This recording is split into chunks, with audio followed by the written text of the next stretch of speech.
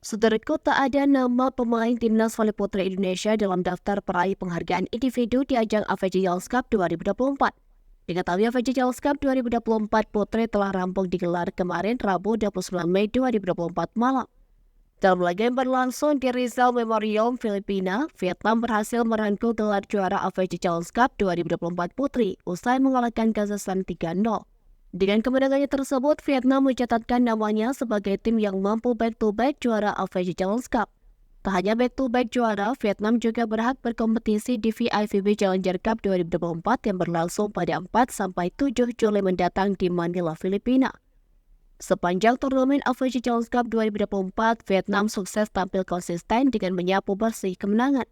Dibarengi dengan kerjasama tim yang solid, beberapa pemain Vietnam juga tampil impresif. 3 pemain Vietnam berhasil meraih penghargaan individu.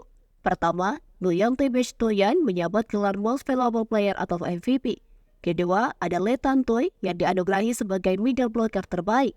Ketiga, Nguyen Can Dam membawa pulang gelar libero terbaik. Sementara itu, timnas voli putra Indonesia harus puas dengan tanpa gelar.